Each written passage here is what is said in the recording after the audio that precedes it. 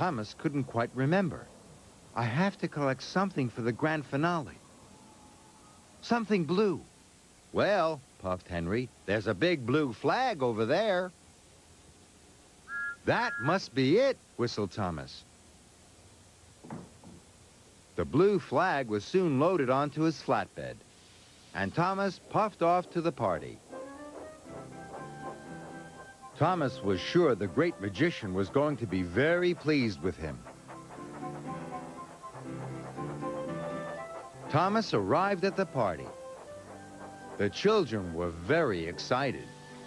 They couldn't wait for the magic show to start. I have everything you asked for, puffed Thomas proudly. The red phone box, the yellow beach chairs, and the big blue flag. The great magician was very cross. You have brought all the wrong things. I need my red carpet, my blue box, and my big yellow sheet, said the great magician. Without them, I can't do my grand finale.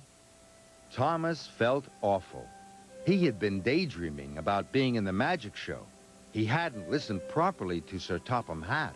He'd puffed to all the right places, but he'd picked up all the wrong things. I'm sorry, he wheezed sadly. I've been a very silly engine. The magic show was about to start. Then an idea flew into Thomas's funnel. Please, help me unload the flatbed. Then I will pick up all the right things, tooted Thomas. In no time at all, Thomas was unloaded. Thomas knew he would miss the magic show, but he knew he had to be back in time for the grand finale. First, Thomas went to Maithwaite Station. Blue box, he whooshed to himself. And there he saw the big blue box. Thomas was pleased.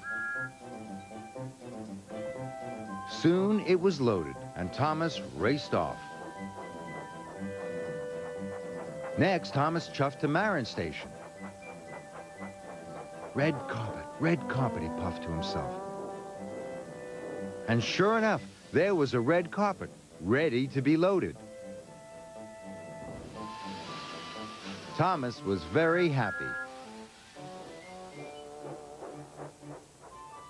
Lastly, Thomas steamed into Knapford. Yellow sheet, he sang to himself. And there was the big yellow sheet.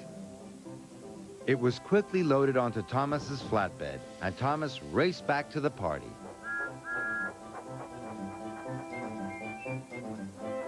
Thomas arrived back just in time for the grand finale. Thomas had missed almost all of the magic show, but he was pleased that he had done his job properly. The great magician began the grand finale. Abracadabra! Thomas was amazed. The children clapped and cheered. Shazam! Ooh, cried the children. And now for my best magic trick.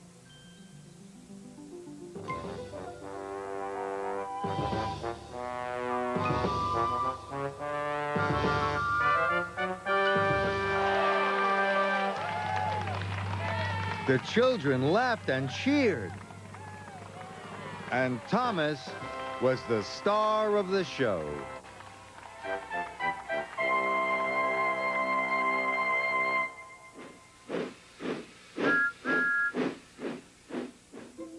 Here are some dots. There are lots of engines on the Sodor Railway. If we join these dots, it will make the shape of one of them. Can you guess which engine it is? Off we go. There's the funnel. It's a tall one. And the dome? It's a large dome, isn't it? There's the cab.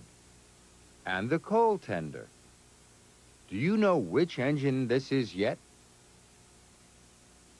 Here are the wheels. And there are the buffers. It looks like a little engine, but it's an important one. That's right. It's Thomas. Hello, Thomas.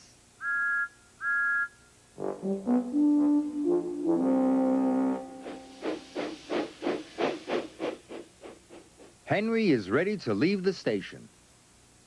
What's he pulling today? Henry huffs happily out of the station, hauling horses. Henry huffs happily out of the station, hauling horses and hats. Now Henry huffs happily out of the station, hauling horses, hats, and hot dogs. Can you remember what Henry is hauling? Henry huffs happily out of the station, hauling horses, hats, and hot dogs. I wonder what's next. Henry huffs happily out of the station, hauling horses, hats, hot dogs, and hay. Can you still remember all the things Henry was hauling? Let's see.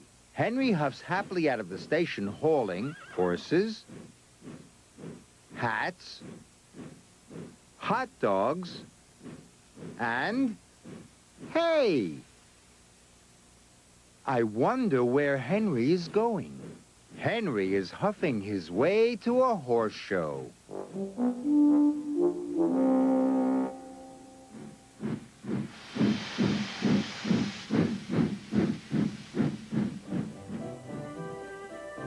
The island of Sodor is a wonderful place. There are lots and lots of engines. Who's that puffing along the track? It's Thomas. Thomas is a bright blue tank engine with red stripes. He has 6 small wheels, a short funnel and dome, and the number 1 painted in yellow on his tanks. Thomas is always busy and is especially happy when he's with his carriages, Annie and Clarabelle. Thomas knows everyone on the island of Sodor, but he does have one special friend, and that's Percy. One day, Sir Topham Hatt told all the engines that the railway inspector was coming. He would give a special prize to the best turned-out engine. Gordon, James, and Emily were all sure a big engine would win the prize, but Thomas and his best friend Percy hoped they might win. The big engines laughed at them. Thomas and Percy had to work at the quarry. By the end of the day, Percy and Thomas were very, very dirty. Percy was sure they would never win first prize now. Thomas wanted to cheer his friend up, so they raced to the washdown. But when they arrived, Gordon, James, and Emily all looked like the smartest engines on the railway.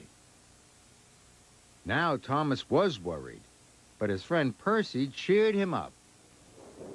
When Thomas and Percy arrived at the coaling plant, they were surprised. James biffed into a freight car. Now all the big engines, Sir Topham Hatt and the inspector were covered in coal dust. But not Thomas and Percy. They won first prize, and each had a ribbon. Thomas knew he couldn't have done it without his friend Percy. Sometimes you need to rely on your friends.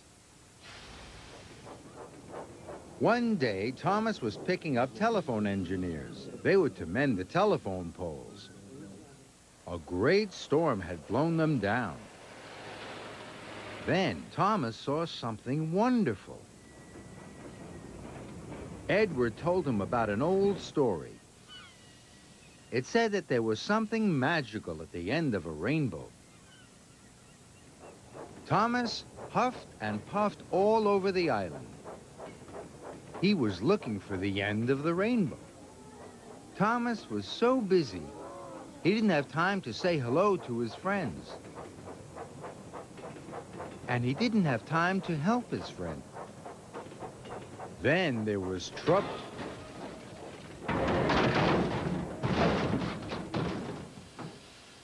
Thomas hadn't seen the telegraph pole. Thomas was stuck. He thought none of his friends would help him. But Thomas was wrong. All Thomas's friends passed on the news that he was in trouble. In no time, Harvey arrived to pull Annie and Clarabelle back onto the rails. Now Thomas didn't want to look for the end of the rainbow anymore. He wanted to be really useful. Later, Thomas puffed back to Tidmouth Sheds. There was the end of the rainbow, and there were all his friends. Thomas's friends are very important. They make Sir Topham Hatt's railway very special, and they make Thomas feel he is the luckiest steam engine ever.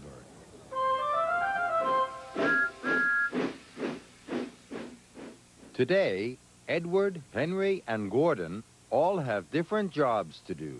See if you can guess who is doing which job. One engine is going to collect coal. One is going to collect freight. And another is going to collect the express.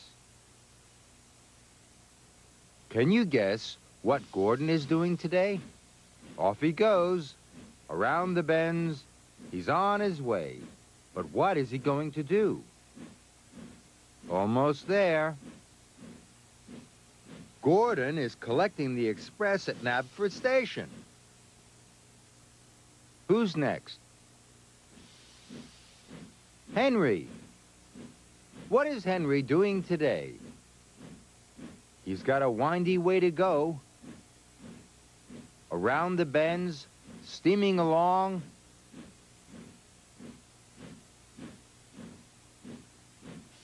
Henry is collecting freight from the docks today.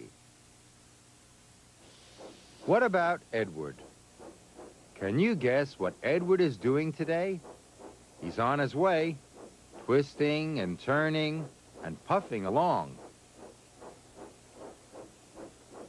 That's right. Edward is shunting coal cars at the coaling plant. Now they can all be really useful engines. Well done, Gordon. Well done, Henry. And well done, Edward.